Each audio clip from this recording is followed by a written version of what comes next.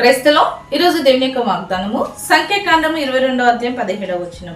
నేను నీకు బహు ఘనత కలుగచేసేదను. దేవుడి వాక్యం దీవించును గాక. ఆమేన్. అవునండి, దేవుడు చెప్తున్నాడు, నేను నీకు బహు ఘనత కలుగచేసేదను. దేవుడు తన బిడ్డలకి ఘనతనిచ్చువాడండి. మనుషులు మనల్ని మెచ్చుకుంటున్నారు అని అంటే అది మన కీడికే కారణం. మన ముందు మెచ్చుకుంటారు, మన వెనక మనల్ని తిడుతుంటారు. మన ముందు మనల్ని మంచివారు అంటారు, మన వెనక మన గోతులు తోడుతుంటారు. కానీ దేవుడు ఎవరినైతే ఘనపరుస్తాడో మరి మనుషులు మెచ్చుకున్న మెప్పు వేరు, దేవుడు మెచ్చుకున్న మెప్పు వేరండి. పరిశుద్ధ గ్రంథమైన బైబిల్లో చూసుకుంటే దేవుడు అనేక మందిని ఏం చేసుకున్నాడంటే వారి ప్రవర్తనను బట్టి వారిని దేవుడు మెచ్చుకొని వారికి దేవుడు ఘనతనిచ్చున్నాడు.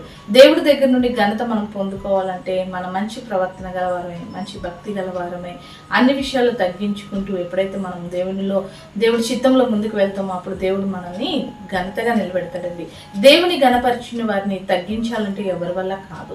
దేవుడి చేత ఘనపరచబడటం అంటే కూడా మామూలు మాటలు కాదు.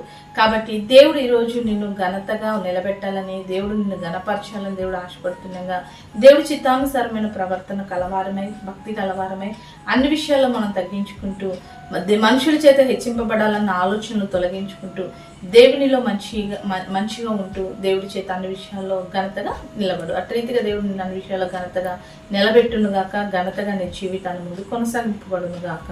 ఆమేన్. ప్రార్థన చేసుకుందామండి. సకల ఆశీర్వాదాల కారణభూతమైన మా ప్రేపరులకు తండ్రి ఒక ప్రార్థనలకు ఇస్తున్న ప్రతి బిడ్డని జ్ఞాపకం చేసుకోండి. నీ బిడ్డని నీవు ఘనపరచండి, ఘనతగా నిలబెట్టమని యేసు నామములో ప్రార్థిస్తున్నాం తండ్రి. ఆమేన్.